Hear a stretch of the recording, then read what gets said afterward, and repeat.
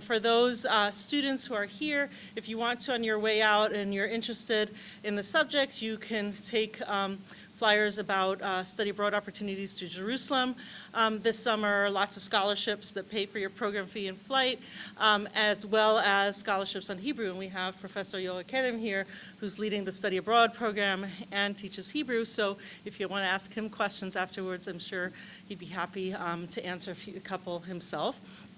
So welcome again.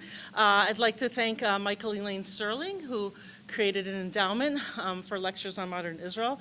And it's our real honor and pleasure to welcome Professor Emeritus Ilan Troen, who has been to MSU before to give one of these lectures. I forget, it feels like 10 years ago. I don't know how long it's been, but it's a real pleasure to welcome you back.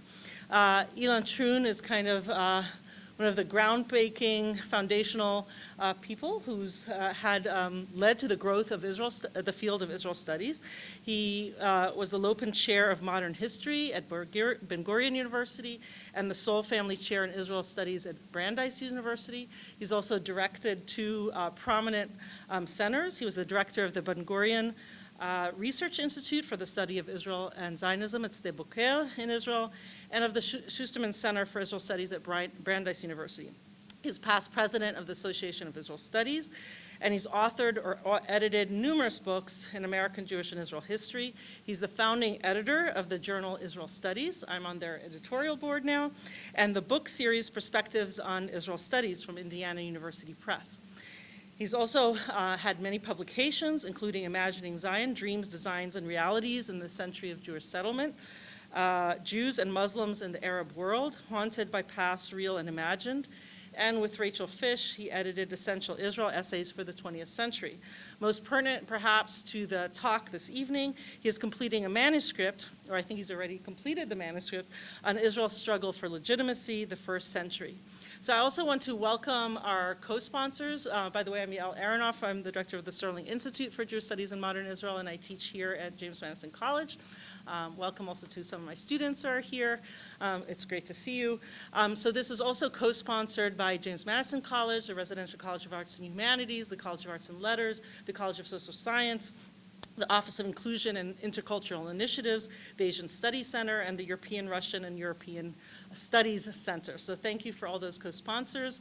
It's a real pleasure to hear from you about the counter trends in terms of the increase in some realms of Israel's legitimacy in many countries around the world and in the region itself, while simultaneously you have increased challenges to that legitimacy as well. So we'd love to hear your insights on that, and then we welcome everyone to ask questions and have a great discussion. After the first 40 minutes or so, we should have a discussion for the second half.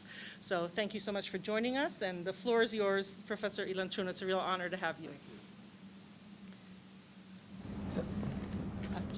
Is the reward for coming here I can take off my mask? And I don't need this. All right. Thank you, Yael. It's nice to be back at MSU. I have a great deal of affection for the great state of Michigan. I met my wife in a place called Buchanan, Michigan. Somebody knows where it is? Nobody here knows where it is. I assure you it's near Niles. But be that as it may, and I got married at a place called Michigan City, Indiana. But in fact, I'm Israeli, which goes to show you how people can move around in the modern world. And I'm glad to come here to talk about a subject that's very much in the minds of a lot of people in Israel and evidently a lot of people abroad. When in Israel we take a look at what's happening in campuses abroad, particularly campuses abroad, we're aware of the aggravation that the subject of Israel causes. We're also aware of the demonstrations that take place in the streets of cities, and we're aware of the votes at the United Nations, the attempts to bring Israel before the International Court of Justice, the fact that probably after the major countries in the world, probably after countries like China and the United States and some European countries, there are more press people attached to Israel-Palestine than to any other place in the world. There's some kind of law of inverse proportions that maybe the smaller the country, the larger the noise it can generate. And what interests me is the different kinds of noise that Israel generates, and I think I wrote that on a slide. Whoops, there we go.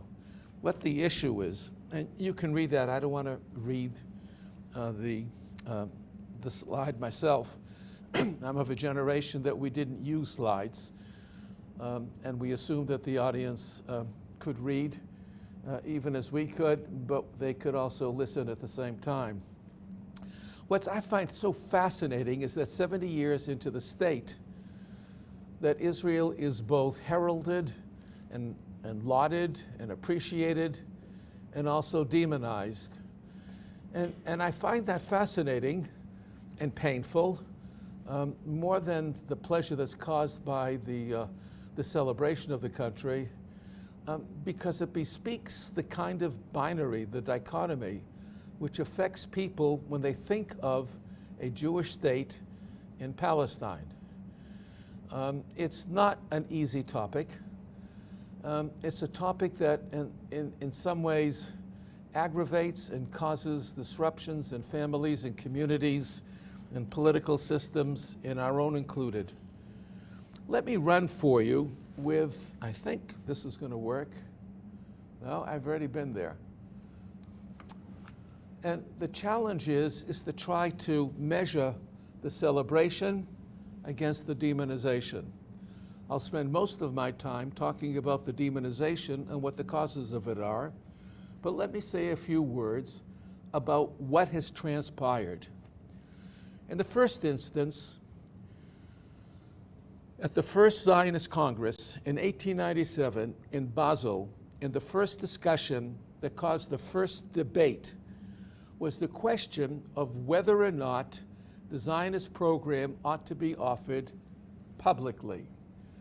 That sentence is the first resolution that came out of the Zionist movement 120-something years ago.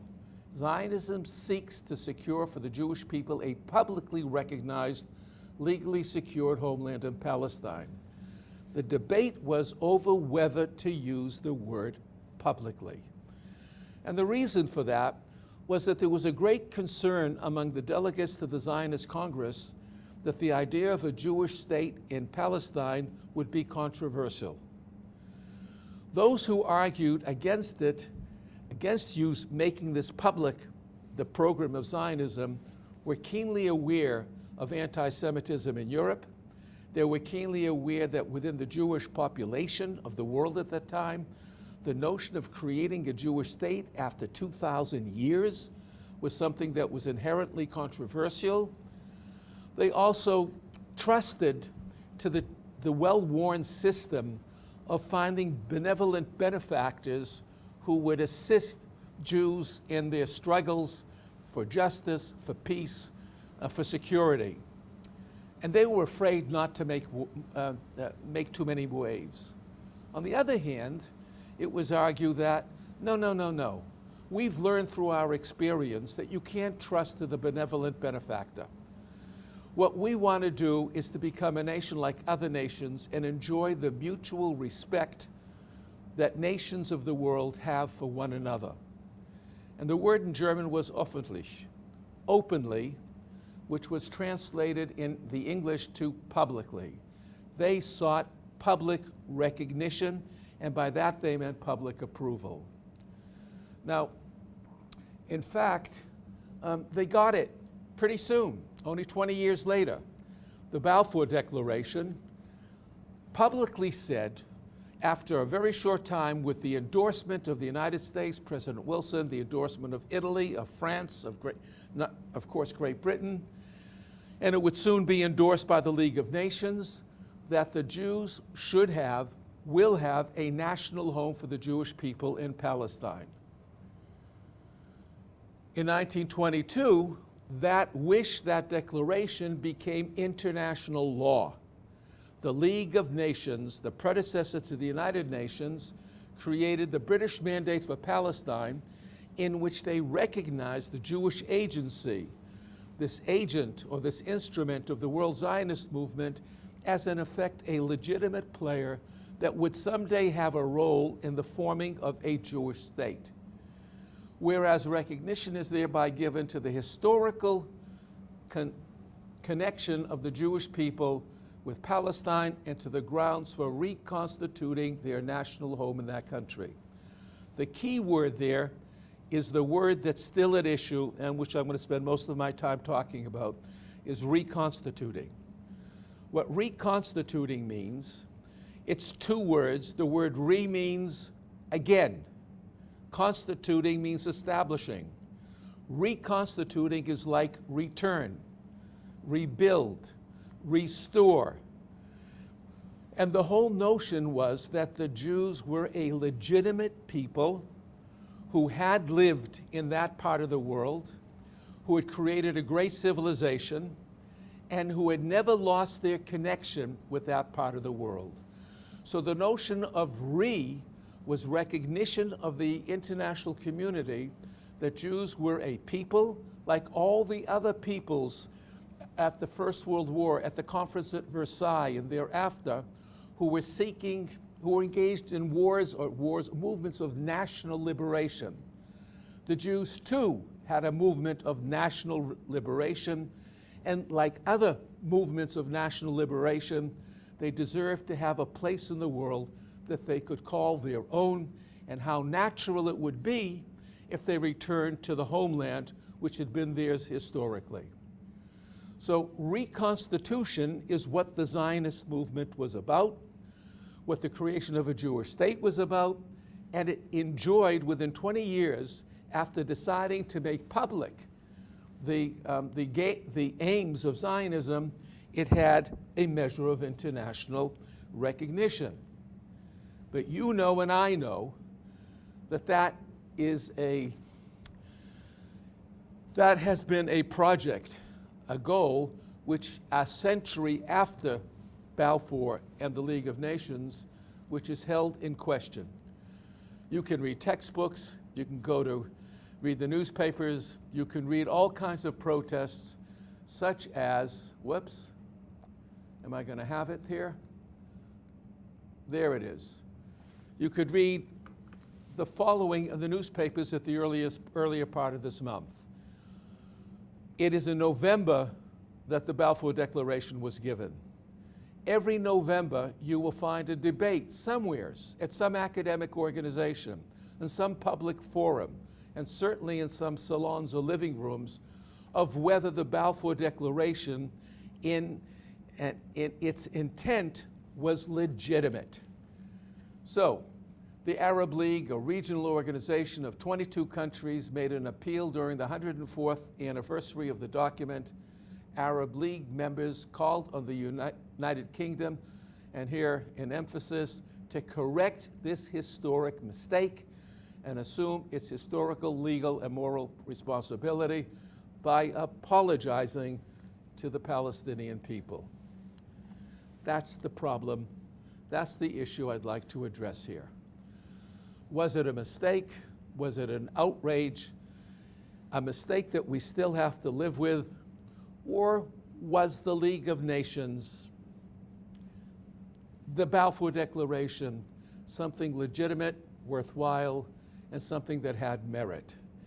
How many other states do you know that a century after they are in effect established or beginning to be established, that there are doubts about their legitimacy?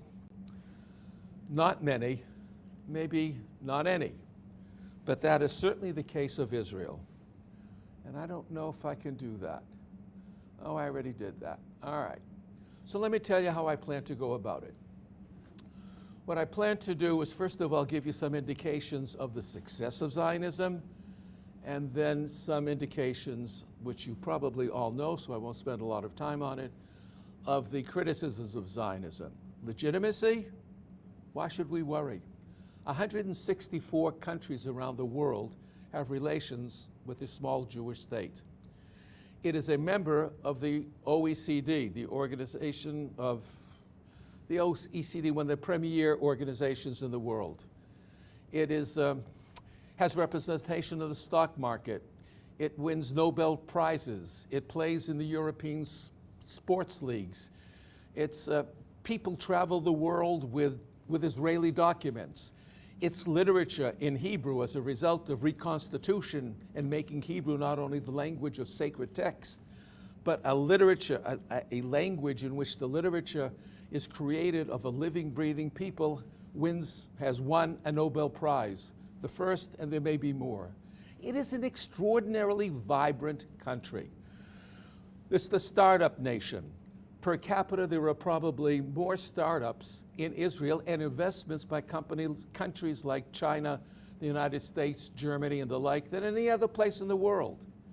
It is an extraordinary place. If you haven't visited, come visit and you will see a country of vitality. The happiness rate, it ranks within the 10 countries, best countries in the world, where its citizens express satisfaction of being there, of living there, of being part of this great adventure of the reconstitution of a Jewish state after the many, many centuries of diaspora. There are more indications of legitimacy. The Americans moved their embassy to it. More countries are doing so. And what's even more remarkable, or perhaps most remarkable, is that even Arab states, Arab Muslim states, are beginning to recognize Israel and forging relationships with them. If you go to Ben Gurion Airport, that's Tel Aviv Airport, either people are going to places like London and New York, or they're going to Dubai. They're going to the Persian Gulf. Before the state was created, Zionism expected to be part of the Middle East. There were offices of the Zionist organization in Damascus, in Baghdad, in Beirut, in Cairo. During and after the 1948 war, we began living behind an, excuse the expression, an apartheid wall.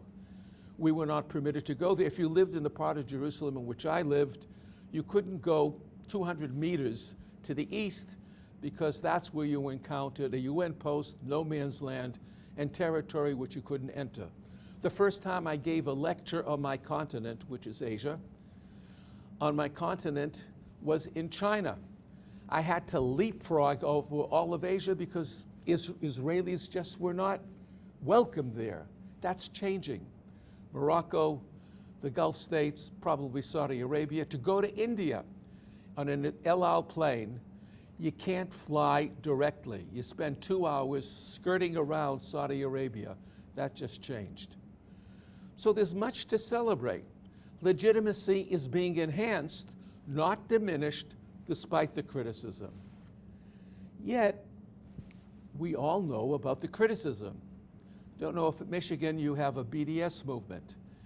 If the textbooks that you read in your classes are classes that characterize Israel as an illegitimate state, as a colonialist enterprise, or to use the phrase, a colonial settler state. The language within many parts of the academy are negative and critical. At meetings of the Modern Language Association, the Middle East Studies Association, American Historical Association, and so on, there have been, and there probably still are, and there will be, debates whether or not they should have relations with Israeli academics, send students to study there, because Israel is a pariah state in some way. It is a criminal state. It doesn't belong there. It usurps the rights of the natives, of the genuine people to whom the state belongs, and therefore we must do something about it, as we have done in other cases. And the other cases is what has occurred in parallel with the growth of the Israeli society, the economy, its military, and its respectability in the world community. In 1955, within the decade of independence, independence is 1948, Israel was excluded from the Bandung Conference, the first major post-World War II, post-colonial conference where an organization of third world countries organized into a network to support one another. Israel should have belonged to it. It was also a new nation that was the product of decolonization, but it was excluded. In 1975, United States General Assembly Resolution 3379 considered Israel to be an apartheid state, like fascism, like Nazism. It was a state deserving of being ostracized and put out of the community of nations. This goes on. You can watch it decade after decade. The Durban Conference, in which 3,000 NGOs came together in South Africa in order to deal with the problems, the human rights issues within the world, the single most important issue that was discussed was the issue of Israel as a colonial society. And in fact, the BDS movement grew out of Durban, and I think it's 1902 and 1904, 2002, 2004, and through the present. There are more votes against Israel in the United Nations than any other country, by far. Israel is brought before the International Court of Justice. Israel is pilloried for all kinds of actions, real and imagined, and it is considered to be an illegitimate entity. So there you have it. The enormous success of a small country in a semi-arid region with a powerful economy, with a standard of living is equal to that of Western Europe, with an intellectual establishment of universities that rank within the top universities in the world, with a science that you benefit every day, because probably if you have an Intel chip, a computer with an Intel chip, it was either manufactured or designed in Israel. And one could go on and on and on with the creativity of this very small country and this very small energetic country. So that's the issue. How do you get at this dichotomy? To give you the side of the story that explains the celebration is not worthwhile doing. Here, I'd like to spend my time talking about the sources of criticism. And I'd like to suggest there are two large sources of criticism of Israel, where they come from.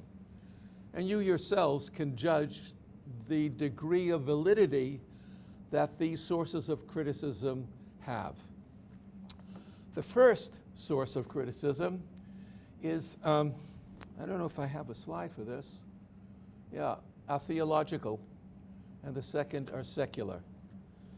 The theological should be apparent. Israel is the Holy Land, Terra Sancta, Alad Bukadessa, Eretz HaKodesh. It is the Holy Land for Judaism, Christianity, and Islam. Each of those religions has an important stake in what takes place there. And for nearly 2,000 years, or 1,600 years for Christianity, 1,300 years for Islam, the issue of whether or not there should be or could be a Jewish state was settled. Theology was dormant. It did not engage with the issue of the return of Jews to their homeland. The issue in Christianity came first. St. Augustine in 3rd, 4th century generated a theology that has been called supersessionism, which is a fancy way of saying replacement theology. And the question is a logical one for Christians. What is the role of Jews in history after Christ has come? Does God still speak to the Jews? And if he does, what does he say? That question has resonated ever since the 4th century, and the answer by and large has been, he no longer speaks to the Jews. The Jews have been replaced. The new church, the new Israel is the church. To expect, therefore, in the 20th century that Jews would return to their Holy Land as well and be masters of it was an impossibility. When Allenby, for the British, came into walked through the gates of Jerusalem as he conquered Palestine for the British, he dismounted from his horse and walked into the city as a pilgrim.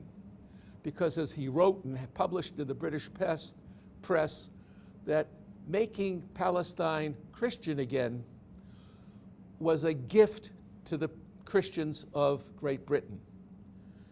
In short, there was no other way to look at this land as the land in which our Savior lived, grew, began to spread the message. And the notion that Jews would somehow gain control of it was anathema. There's a very famous interview, and I think I have the quote. I do. Herzl, in order to make the place in his public diplomacy, went to the Pope and asked for the Pope's blessing. And the Pope's response to Herzl was as follows: "We cannot give approval to this movement. We cannot prevent the Jews from going to Jerusalem, but we could never sanction it. The earth of Jerusalem, if it was not always holy, has been made holy by the life of Jesus Christ. I, as head of the church, cannot possibly say otherwise. The Jews have not recognized our Lord. We therefore cannot recognize the Jewish people." And he went on to say that if you do bring the Jews back there, we're going to send an army of missionaries to convert you. This wasn't just 1904, wasn't just the Pope Pius. In fact, the church, the Vatican, opposed the creation of the State of Israel in 48. When the first Pope came to Israel in the early 1960s, and he was met at the gates, at the borders of the country by the President of Israel with the traditional bread and salt, he thanked the President, but in his speech of thanks could not mention the word Israel. Nostra Aetate in 1964-65 decided that the Jews may return to history, that in fact they may have a legitimate presence in the Holy Land. But in fact, the Vatican did not recognize the State of Israel till after the Oslo Accords of 1993. And when they did, they recognized Israel as a state, but they could not recognize Israel as a Jewish state. That's one response from within the large family of Christianity. There, of course, is another response, evangelicals, who see the creation of a Jewish state as part of a grand drama that will herald the millennium. And in this drama, they see the fulfillment of biblical prophecy that Jews, in fact, will return. There will be an ingathering of the exiles. And then, of course, there will be a great battle with the Antichrist. And Jews will play a role in that battle. And those Jews, after the battle is won, who convert will be welcomed into the faith, and those who do not will suffer a terrible demise. In effect, even evangelicals, who form an enormous part of the American population, who are the most important supporters of Israel in the United States, far more so than the so-called Jewish lobby, who actually give more money to Israel than do all the Jews of the United States, have retained a form of supersessionism, which I tend to call suspended supersessionism. For the moment, Jews will play their role, and the idea of a Jewish state is not only legitimate, it's necessary. There are others, a small group, largely mainline Protestants, who in mid-20th century, in part as a consequence of the Holocaust, and a sense that somehow Christianity has responsibility for the generation of anti-Semitism within Western society, became pro-Zionists. The leader of them is probably someone that very few of you know, was a pastor from Detroit who emerged to become perhaps the most important Protestant theologian in mid-20th century America, Reinhold Niebuhr. Niebuhr and other colleagues, Parks in England, Billy Graham, Martin Luther King, they represented a branch within Protestantism that did not believe either in supersessionism or in suspended supersessionism. They thought that God, in fact, does speak to the Jews, They thought in terms of multiple covenants, that it was possible for God to have covenants with more than one people, and they became Israel's most prominent supporters in this country in the mid-20th century. Well, what about Christians in Palestine? One of the most interesting and important movements has developed since the 1980s among Arabs in Palestine who were never consulted by the Vatican, never consulted by the evangelicals, never consulted by mainline Protestants in the United States. They developed their own theology. And it was a theology that they borrowed and adapted from a theology that grew up or developed in Central America, liberation theology. The progenitors, the theoreticians of Palestine liberation theology accepted supersessionism is real and saw themselves as, it's 1 Peter chapter 2, verse 5, as the living stones. They were to be the basis upon which the new church would be reconstructed. And they have become, as they have influenced Western churches, they have become a very important force in arguing for supersessionism.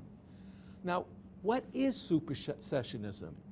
It is a way of saying Jews are, not only is the state not legitimate, but Jews are not a people any longer. Their role in history has been fulfilled, and that they are a foreign element, actually instruments of Western imperialism. This notion of a colonial settler society is directly related to the notion of indigeneity, of who actually belongs. And if the role of Jews is finished, then who are those people who have come into our country and who call themselves Jews? They're clearly foreign interlopers. They have no business being here. They're filling out some kind of foreign program that degrades, oppresses, usurps our own rights. So my point is there's no one Christian response. There are many responses. By the way, the same happens to be true of Islam. Most of us in America who don't live in Islamic or near Islamic communities tend to think of Islam as a kind of a binary. It is a theology which, like Christianity, is a supersessionist theology, which is to say it comes to replace and to better the revelation that came before.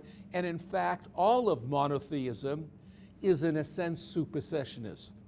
Jehovah is an angry God. Monotheism means there is but one God, whether it's Allah, whether it's a Christian God, or whether it's Jehovah. And a fundamental characteristic of monotheistic religions is to be jealous and intolerant and unaccepting to others despite the tradition of turning the other cheek, despite the traditions of compassion, despite the traditions of welcoming strangers and living in comity and prizing peace as a virtue among men. Religious traditions have more than one thread, and these threads can sometimes be very inconsistent and contrary. The same is true with Islam. Islam, after all, ruled the country since the 6th and 7th century. One of the longest lasting empires we know in human history was the Ottoman Empire. It lasted for 400 years. If you came to Palestine as a pioneer, as did Ben-Gurion and the early leaders of the state, when the First World War broke out, you tried to join the Turkish army because you couldn't possibly imagine that the Turkish Empire, was going to disintegrate even as the Russian Empire disintegrated, even as the Austro-Hungarian Empire disintegrated. You thought that if they were here for 400 years, they're going to continue to be here for the years to come. And within Islam itself, the notion that somehow Jews would return to this land, a land considered holy and sacred, was considered to be a theological impossibility. and a practical impossibility. Thus, the overwhelming reaction of the Arabs of Palestine and of the Middle East has been to be decidedly and militantly anti-Zionist. Then how do we explain the fact that Sadat came to Jerusalem in 1977, 78 and said no more war? If, according to Islamic theology, the world is divided into the world of Islam or the abode of Islam and the abode or house of conflict of the sword, how do you explain from what sources did Sadat come to Jerusalem and make peace with the Jews? And later on, the king of Jordan, or today the Abraham Accords. Turns out Islam has many different traditions as well. And the fatwa, which is the document that Sadat had in his pocket as he came to Jerusalem in the end of the 1970s, in effect said, there is another tradition within Islam, and that tradition is a tradition of peace. Also that we can make peace because we won the 1973 war, so that we come from a position of strength and not as supplicants. And that by coming and making peace with Israel, it'll be beneficial for Muslims because we will maintain our control or remain our control in Jerusalem and have the return of lands which properly belong to us as Muslims. And there are a few more subsections. Hussein of Jordan is remarkable. He's a Hashemite. To be a Hashemite means is that you assign to yourself being a descendant of Ishmael and Fatima, who's the daughter of Muhammad himself. You are a royal family. And your job is, your function throughout the centuries is to protect holy places, including Jerusalem.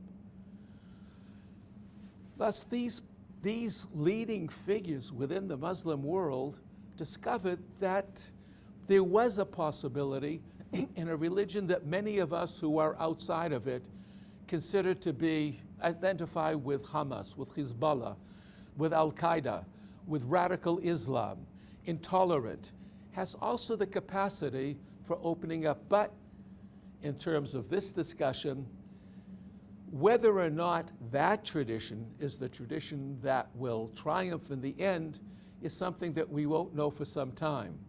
What we do know is that the fundamental position of Islam has been to treat Zionism as a theological impossibility.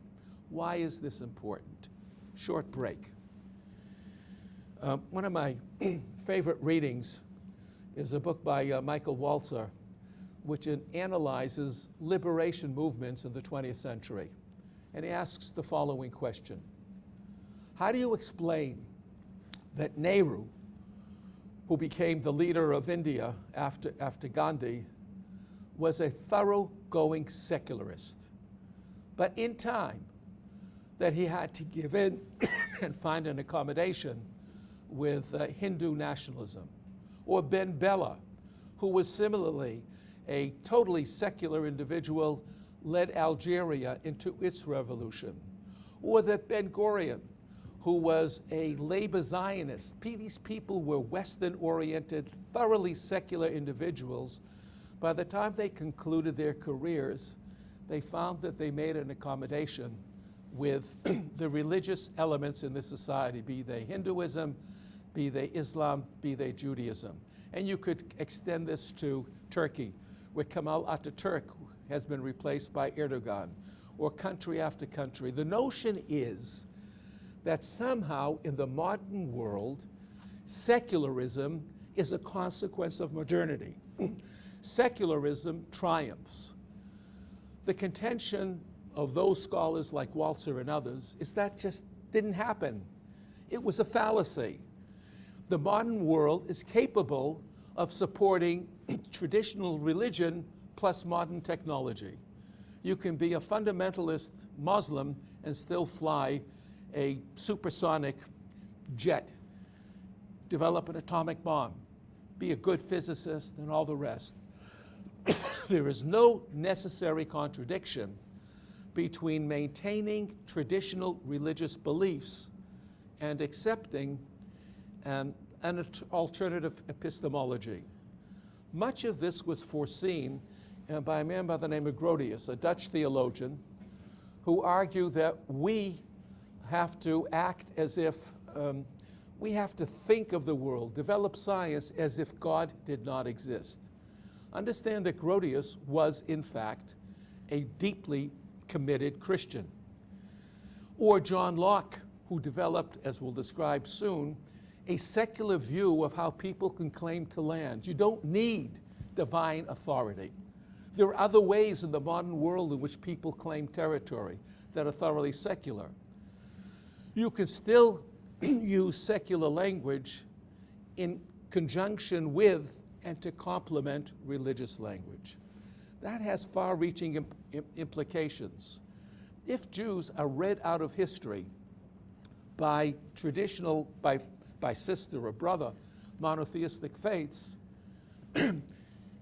how do you read the secular arguments that militate against the legitimacy of a Jewish state? What I'm trying to suggest is theology should not be compartmentalized and read out of the discussion, and to accept the notion that the discussion is totally secular. Secular discourse and religious discourse can in fact be complementary and reinforce one another. They can also, of course, contradict one another. So what are the secular discourses about how you claim land? Actually, an American, Justice Marshall, in the 1820s and 30s, first developed a, whoops, I'm talking too long. I shouldn't have asked you. First developed a theory of how you claim land. Because after all, theology is something that you share with your brethren. You don't take to the public square.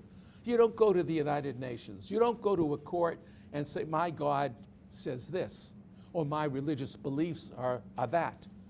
You talk in secular language, and in the United States, it's the Cherokee land trials of the 1820s and 1830s, in which Justice Marshall developed theories by which, without divine sanction, it was possible to claim land legitimately. That included discovery. You know, if you come to Mars first, it's yours, and so on. Or under the ocean, or the Arctic. It still goes on. Conquest, of course. Purchase, you could buy the land. Louisiana, Gadsden Purchase, and so on. You could have treaties. Labor, very important. What's the Jeffersonian ideal? What gave legitimacy to the conquering or taking the Midwest for the original 13 states? It was by homesteading. It was making a place for the Jefferson yeoman to live a life of security, of prosperity, by using his labor. What occurred in the early 20th century, thank you, much appreciated. In my country, one would question, is this water or arak? But I'll hope for water. Self-determination and history. All of these are categories which you go to the international court, where you go to the United Nations and you say, well, this was a desert. We made it beautiful. We developed it. We invested our labor, and so on. The last, I don't have time to talk about all the rest except with a few short sentences. Jews purchased the land when they came, and that was much appreciated by the international community. In fact, in tens of thousands of Jewish homes, there was a little blue box that recorded the progress in purchasing land, land of Palestine. There were treaties, that's international agreements. So when Israelis go to the international community, they say, hey, there's a Balfour Declaration. There's a legitimacy by the votes of the United Nations, and so on. I'm going to have to skip over and get to history. History, it has come to emerge as the most important way in which legitimacy over land is now argued. Part of the problem with the list that I've given you here is that no thinker was ever able to derive at a hierarchy. Thus, you could purchase land, but if it offended a large number of people who lived on it who wanted self-determination, which has priority? Purchase and labor or self-determination? In fact, these conflict with one another. Not only that, conquest was considered legitimate at the time of the First World War. Both the Arabs and the Jews grabbed onto the British coattails when the Ottoman Empire dissolved, and they claimed parts of the Middle East, and they claimed Palestine in particular, because they participated in a successful war effort. Something not well enough known, the United States expected to get a mandate for Armenia at the end of the First World War. It was just the United States' decision not to join the League of Nations that forestalled that happening. But by the end of the Second World War, conquest is no longer a privilege, a right, an action that can be made legitimate, because the international law progressed to disallow wars of aggression, wars of conquest, territorial usurpation. It was initially designed against the Japanese in China, but it became part of the law of the United Nations. So some of these ideas that were made sacrosanct in the last 2 centuries evolve, and they very often conflict with one another.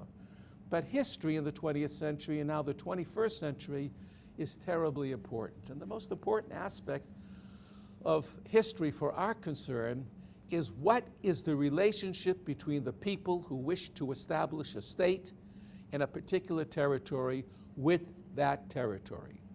And the quality that they ought to have, which is most salient, is the quality of being indigenous. Now we have to explain what indigeneity means. It's a new word in the political and legal lexicon. At the time of the first, as recent as the First World War, if you'll excuse me, indigeneity just meant people who were there. And if there were a lot of people there, it meant a majority. It was really related to self-determination. You have indigenous plants, you have indigenous animals. Indigeneity is a word that begins to, if you look at the Webster Dictionary of Etymologies and Usage, it begins to appear in the 16th century. It has a Latin root, and all it means is native. But it doesn't mean you have rights because you were native. It meant that you had rights because you were part of a group, hopefully a majority, and it was the majority that granted the rights, not indigeneity. But that has changed. It changed around 1960, and it changed again in Central America, where liberation theology stemmed from. It changed because of the desire to protect the indigenous peoples who had been oppressed, usurped, brutalized, exploited by Western capitalism, by the European powers. Through the 1960s and to the end of that century, far from us, it began to enter into international discourse through the agency of the United Nations, so that I think it's 2007, there is a United Nations Declaration on Indigenous Rights. Now, it's a declaration rather than a treaty. It's a declaration because the world couldn't agree on what the rights of the indigenous are. The indigenous initially meant the peoples, the natives in the lands of Central and South America. It meant the First Peoples in Canada. It meant the Aborigines in Australia. In the course of the last few decades, the word indigenous, or the rights of the indigenous, have now spread to other places in the world. In the 1990s, the Bedouins of Israel decided that they should be called indigenous. In the first decade of the 21st century, the language of Palestinian protest employs the notion of indigeneity and the rights of the indigenous. Well, what are the rights of the indigenous? The world community couldn't agree, and for a very simple reason. Because to grant substantial political rights to indigenous peoples would disrupt most of the countries in the world. Who is indigenous in Africa? Who is indigenous in the Middle East? Who is indigenous? Are the Castilians in Spain indigenous? What about the Flemish in Belgium? The world has seen so very few states enjoy borders that are thoroughly homogeneous with the ethnic and cultural belonging of their population. To begin opening the door to contention within any particular society by employing the rights of the indigenous is explosive. We just had that, there was a pipeline issue in the United States where Native Americans objected to it because it was destructive to their lands. The United States and Canada did not sign on to the Declaration until much later and with great reservations.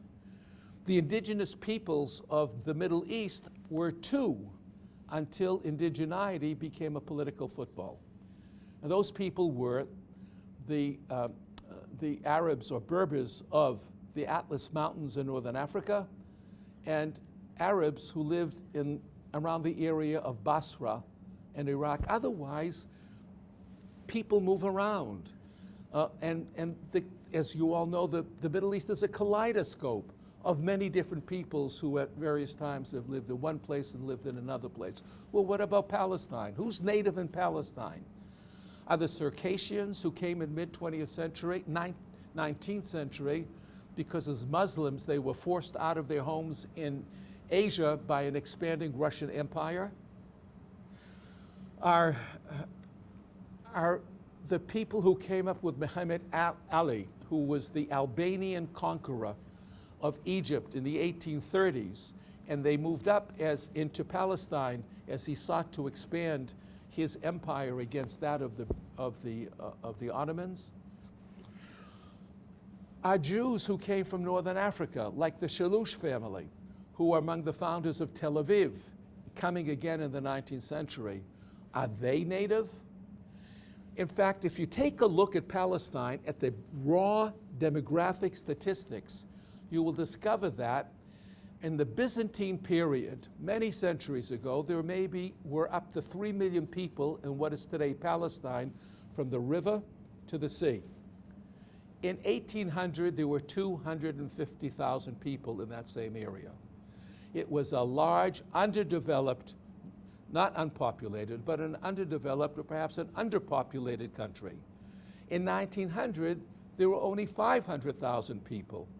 At the time of the Balfour Declaration, there were 700,000 Arabs, Palestinians, if you like, and Jews, Jewish Palestinians, in what is today the East, Gaza, the West Bank, and the State of Israel. Today, there are 14 million. The country has grown by 20 times in the 20th century. For a long period of time, this was an underdeveloped, relative, semi-arid, unproductive country. There were no roads between Haifa and Tel Aviv until the British built them in the 1920s, except in the Roman times. If you wanted to go in the rainy winter from Tel Aviv to Haifa, you took a boat. There's no electricity, and there were no factories, and so on. It is a very poor, underdeveloped country which began to attract population even as Alexandria, Jaffa, Haifa, Izmir, they developed all about the same time in the 19th century as the Ottoman Empire became involved in the nexus of European world capitalism. And among the people who were coming were Muslims, Christians, and Jews. It isn't like an Aborigine in Australia, where we can generally ascribe to them 40,000 years of residence on that continent. There is no people who live in Palestine with that kind of duration. That resulted in a fabulous kind of political exercise that the 20th century has witnessed.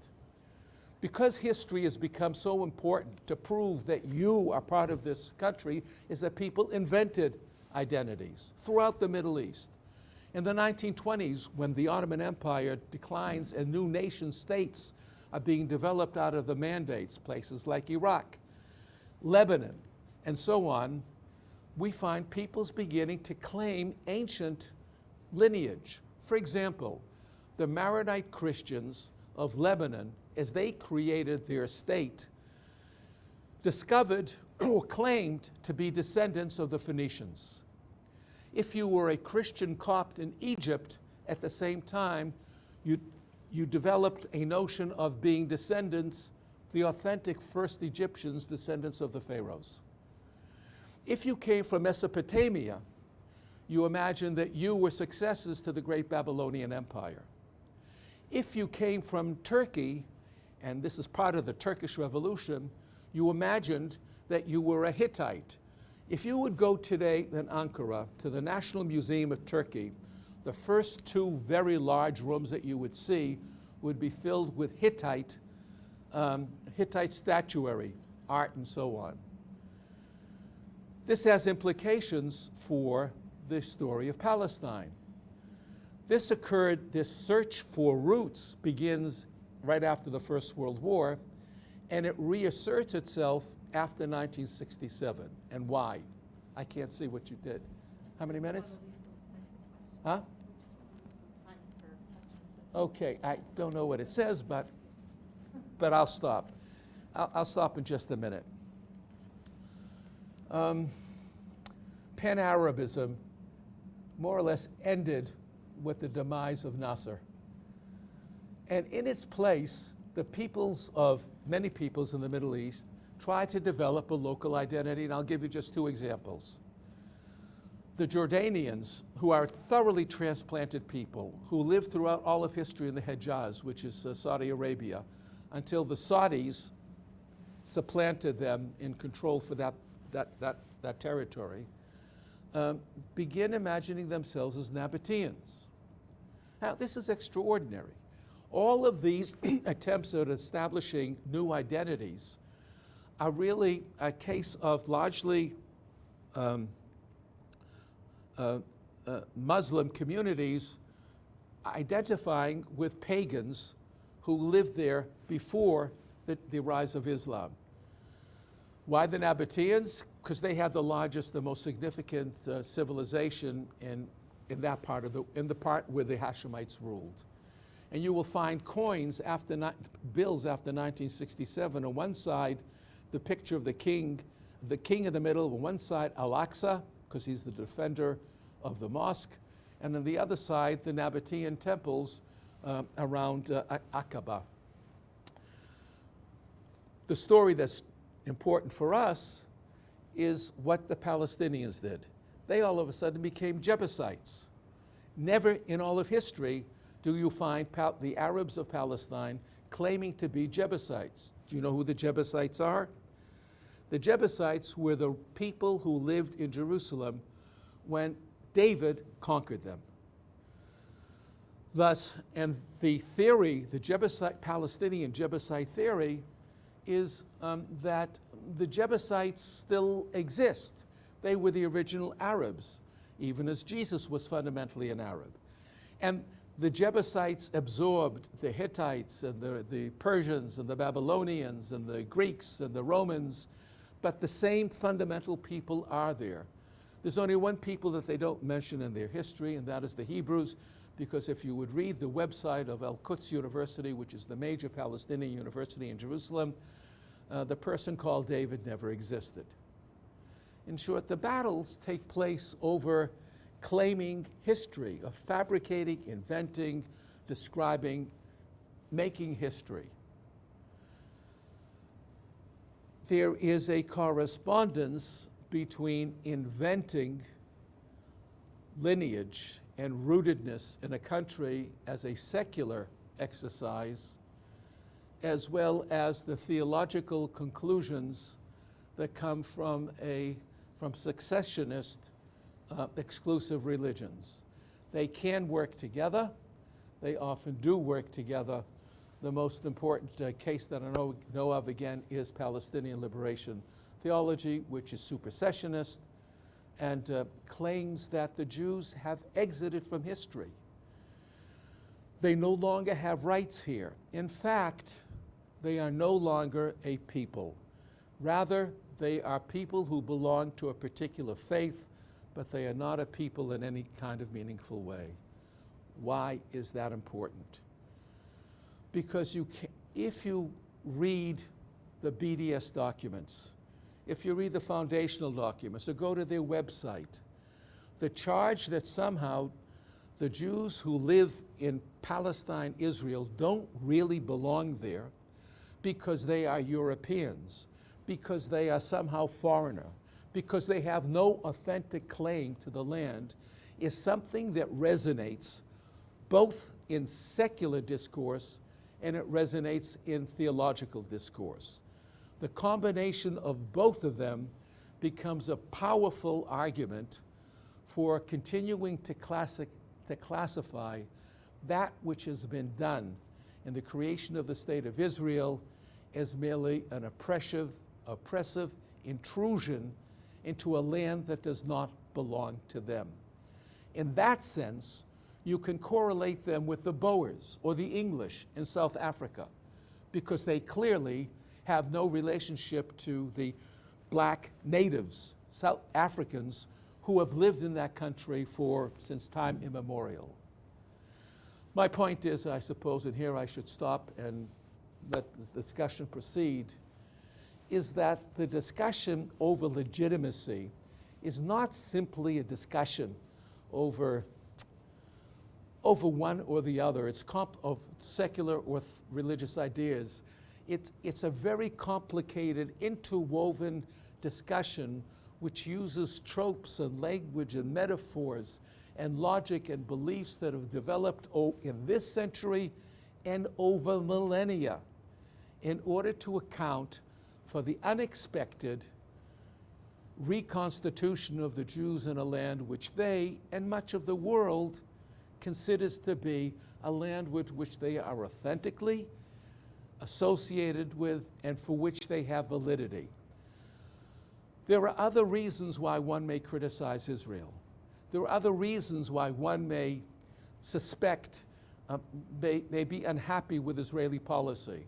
I can tell you as an Israeli, I am unhappy with Israeli policy in many, many respects. Even also as an American, I pay taxes to two countries and vote in two countries. I'm unhappy with things that happen here.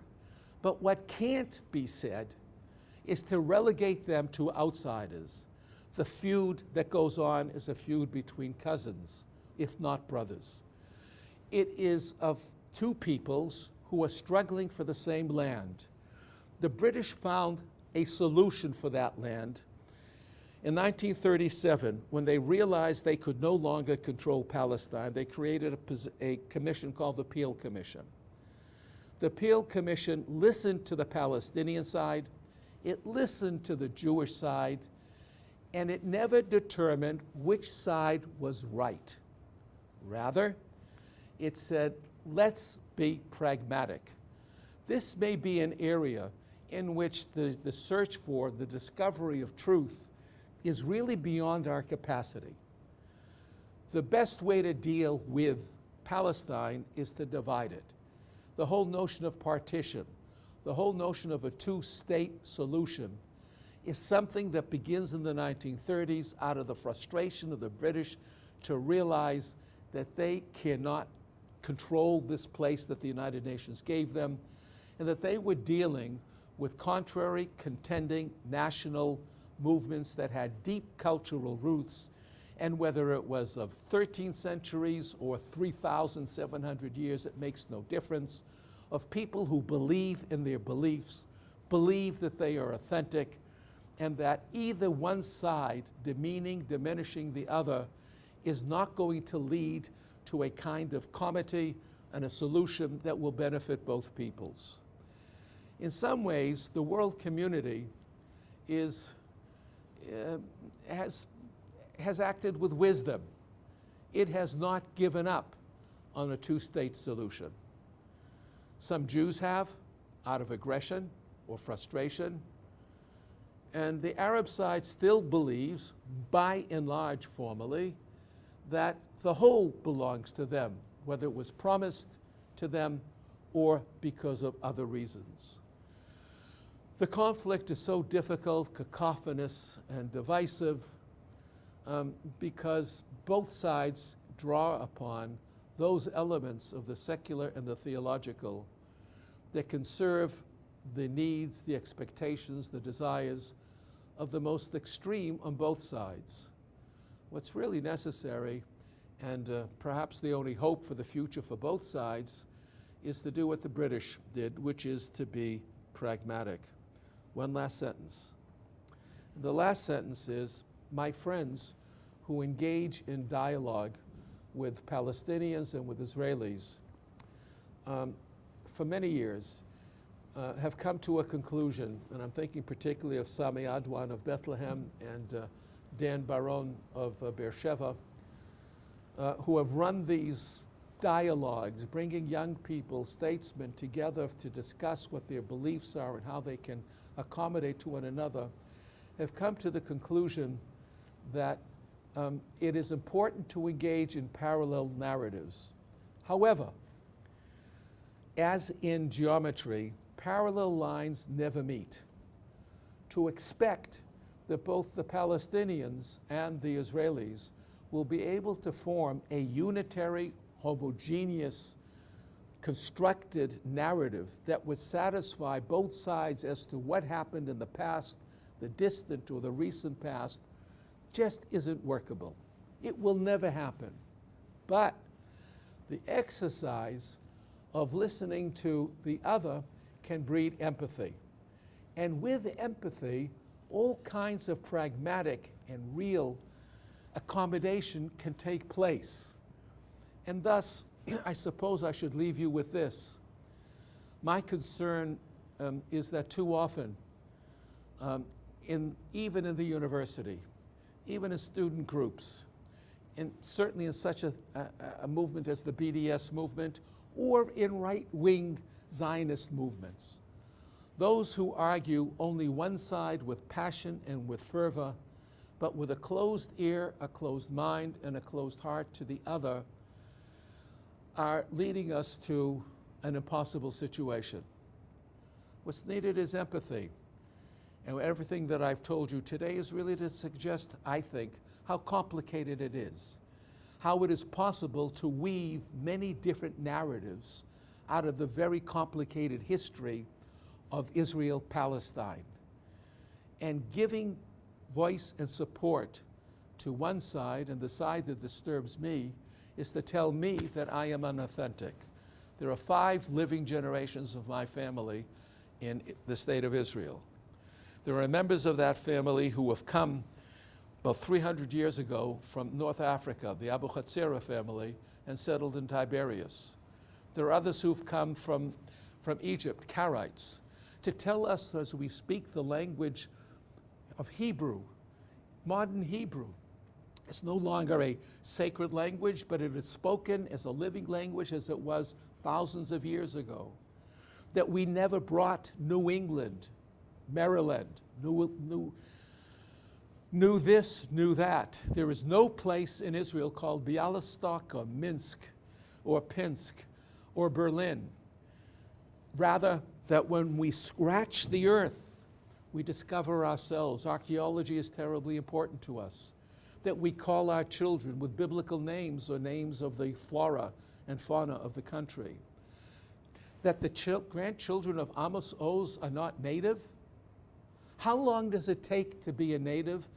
And is it actually, being a native, something that you can measure in terms of physical generations? Is there not room for imagination and beliefs, acting out rituals and prayers over the centuries that are centered in that country, and that when coming back to that country, feeling a sense of kinship, authenticity, and vitality? So my plea, and it is a plea, it's not just straight academic talk, is keep your ears open to those who consider themselves not to be colonial intruders, but actually belong to the country. What Israel has achieved could not have happened without that sense and firm conviction of authenticity. They came back to their own land to reconstitute themselves. And at the same time, those people have an obligation to listen to others whose love of that land, of that soil, of that sun, of that place is also endowed with memory, with feeling, with a sense of authenticity. That's not an easy thing to do. The first century, and I labeled the book that I've done as Israel's Struggle for Legitimacy, the first century, because I expect there's going to be a second century. How far into it one goes without finding some kind of accommodation, I don't know. But I do know that that first century has been very problematic, and in some ways is even more problematic today than it has been for a long time. Okay.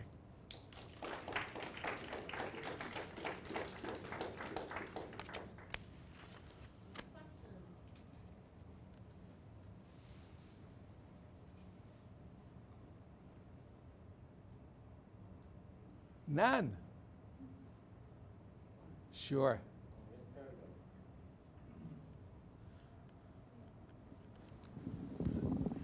Oh, there's that. Ooh. Good, thank you. I wanted to come back to your question about how did Sadat legitimize his historic visit in 1977,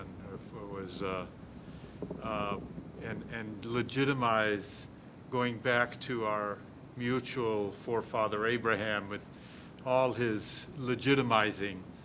And everything I recall is that so much credit is due to the loss of his younger brother, Ataf, that was a pilot and lost his life over Sharm el-Sheikh. And when that hit the family, that changed, I think, the Middle East for the good for many, many years. And I don't think enough credit is given to that event. And then all the other legitimizing that he did as to why he showed up in Jerusalem claiming we have a mutual forefather, Abraham, was, political justification to all his criticizers that didn't want that to happen. You may be right. We all have none of us live on one level at the same time.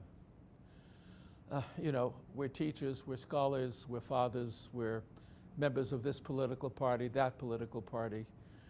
And somehow we negotiate between all of those levels at the same time. What is remarkable is having lost a family member for whom he had deep affection was expressed in the way he expressed it. It could have been expressed another way. It could have been expressed with anger. Let me give you a personal story. I had the high privilege of granting an honorary degree to Nelson Mandela in Cape Town, which gave me the opportunity to not only meet this incredible individual, but he had me go to, and the party I was with, to Robben Island, where he spent, 19 years, a godforsaken piece of rock off the coast of Africa, where the daily fare was to try to preserve your humanity against oppressive, brutal guards it was a game of trying to strip him of that humanity and his preserving that and overcoming the guards. And I thought to myself, and I tried to read everything I could about Mandela before I got there, when he left Robben Island and came on the mainland, and Cape Town is gorgeous. I mean, you stay there, you look to the south and you drop off the earth, but you look to the north and there's the continent of Africa. He came to develop this rainbow nation. He turned the other cheek. He tried to incorporate. He spoke of love. He spoke of brotherhood. I could have imagined somebody coming off of Robben Island and being vengeful. And and seeking the comeuppance for those who so brutalized him and his people. The metaphor I developed out of that is within both Christianity, for he was a Christian, and within African culture, for he was most certainly African, there were many strands, and in fact contrary strands. And the challenge for each and every one of us is to weave the warp and woof of our lives out of the strands that we choose to make dominant, and out of which we, again, make the fabric of our lives. That's a great example. Sadat, for me, is no less an important example, because one could imagine an entirely different reaction. I think that's true not only for Sadat and Mandela, but for most of us, or for most people who live in that kind of contract. How many of our sons, all my kids have served in the military. I've served in the military. Now my grandchildren serve in the military. How many will have to be lost? When will the right kind of wisdom come into being so that we can live together as brothers? How do we relate to one another? Turn the other cheek or go on a crusade? Seek vengeance or seek friendship? So I think those are possibilities. And in a sense, what I've tried to describe here is that you can live in many different levels. You can both be a thoroughly modern scientific person, and you can also have faith. But having one or the other, or whatever the combination is, can lead to many different paths.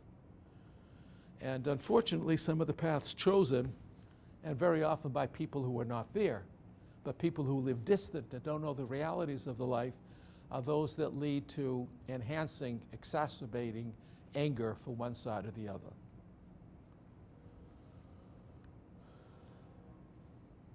Can I follow up on the Sadat example? Stand up, get it. Yeah.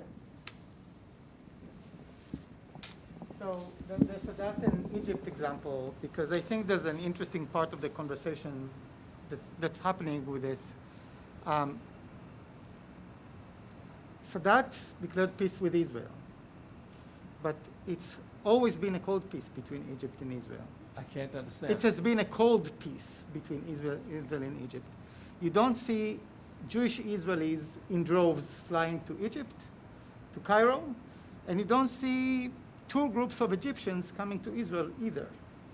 And even during the Arab Spring, there was an attack on the Israeli embassy in Cairo that was so close to real massacre of the staff at the embassy that people were there waiting with the guns to protect themselves of the mob behind the doors. And the discussion has been, in many cases, that there is peace. If there is peace, it's between the leaders, but not necessarily between the peoples. Yeah, And that I think that there's a problem here, whether, how legitimate is a peace, or to calling this a real peace if it's the leaders that signed these agreements, but the peoples are not really interacting with each other, negotiating with each other, working with each other, living with each other. well, let me, I understand that, and I think about that as well. But let us remember that Sadat was assassinated. What would have happened if Sadat was not assassinated by a fundamentalist Muslim who was angry over the peace? Even as, by the way, Gandhi was assassinated by a fellow Hindu because he trying to make accommodation with the Muslim community of the subcontinent. Even as Kennedy was assassinated, and even as Rabin was assassinated. What role do great leaders play in making possibilities for the populations? You can figure that out yourself. But the peace, a cold peace is better than a cold war or a hot war, especially. And things can change. I've been to Egypt. I've been wonderfully received.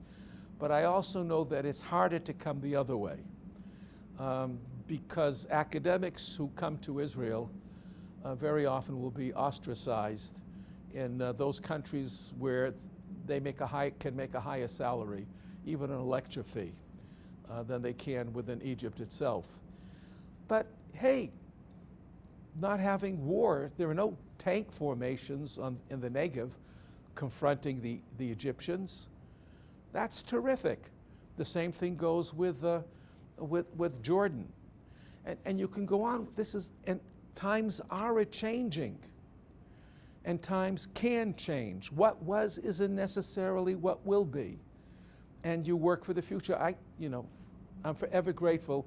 By the way, I had the opportunity also to meet Sadat. He came to Ben Gurion University of the Negev. And as he came to the Negev on a helicopter, he got off. The first thing he said to us, "My God, how did you do it? And you're so far from a river." By which he meant that when you fly over the Nile and you go down to Luxor and down to Upper Egypt, what you see is a country that is kind of a slithering green ribbon nourished by the Nile River and then the mauve desert off to the side. And there is no river at Beersheba. It's done through another way. And what he wanted was technology, that becomes a bridge. That could become a way of one serving the other. And in fact, that there's a lot of cooperation now in the area of petroleum, gas, water, and what have you. So, hey, hope for the future and work for it and make it better. Yes? You spoke about legitimacy, which was the title of this talk, and it got into Palestinians and Israelis in Israel, or Palestinian Jews in Israel. But you mentioned the UN a bit at the very beginning of the talk. How do we get legitimacy on the world stage from the UN, and will the Abraham Accords, which are including so many Arab states, will that possibly change that essence that's going on in the UN? It should, and it could, and there are some small signs of it happening as Israeli diplomats are entering in committees in which they have not participated in the past. That's a process. This is just the beginning of it. It was already starting, but it started some time ago. The personal story, I have a son who worked in Abu Dhabi 10 years ago creating a farm, a large industrial farm for the growing of vegetables for the population of Abu Dhabi. The Israeli Ministry of Agriculture superintended it. The equipment came from Israel. Drip irrigation is manufactured in Kibbutz Chatzerim and a few other places. But my son got his check every month from a bank in Vienna because nobody was supposed to know that Israelis were developing agriculture in Abu Dhabi. Today, the check would come directly from Abu Dhabi or from Tel Aviv. There's less and less a need of it. And so that's progress, and that can happen. And yes, there were many precursors to this. In medicine, met somebody for dinner tonight who has an education at Hadassah.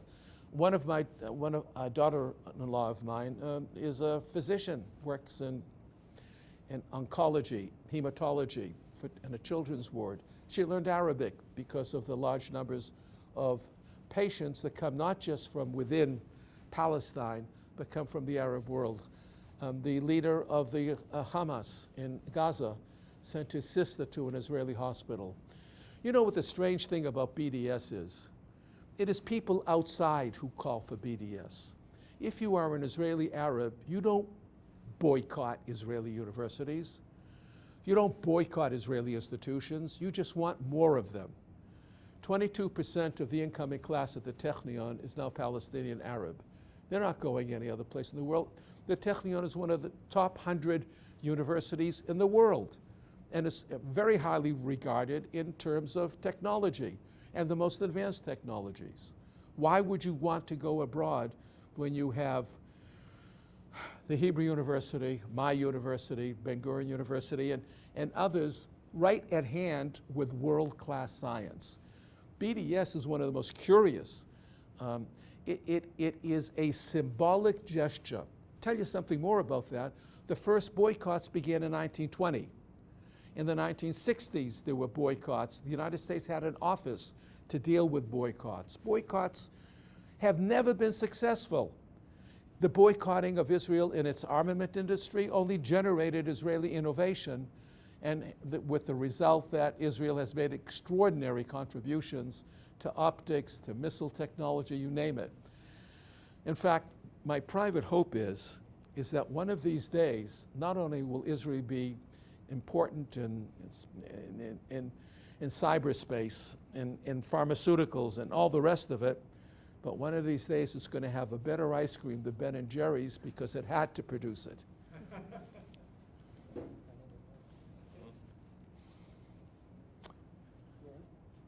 You've been very patient with me. Just one kind of last question. I'll wait for the microphone, and then. Thank you. You've been very patient for coming out. And you know, I think the reason why I talked as much as I did is the first chance I've had to talk without a mask. And you know, I got in my house when I left Israel. It was a long cab ride to the airport, all the time at the airport, 12-hour flight, getting out in America, and I've been wearing a mask all this time. And now I can speak without it. Go ahead. Well, the issue of legitimacy is so important, as you outlined, crucially important to a lot of the discourse and polarization that exists today. But going off of Yore's point about the cold peace between Egypt and Israel, couldn't one say as well to try to, in your effort to call for mutual empathy and mutual recognition of indigenous rights, to move towards a two-state solution for Israel and Palestine, that on one hand, the lack of legitimacy that granted by one to the other is a challenge and obstacle.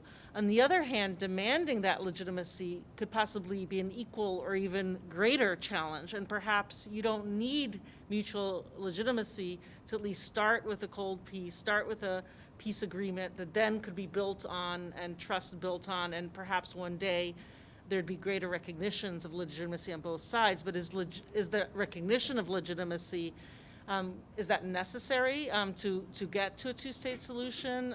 And can it also be an obstacle to getting there? The demand for it, Yeah. it could be. I can understand. I demand respect, otherwise I'm not going to talk to you. But we do talk to our enemies, we do talk to all kinds of people, and I think that that's probably a far better course. There has been little opportunity to do so until recently, except going abroad and meeting counterparts at wonderful venues.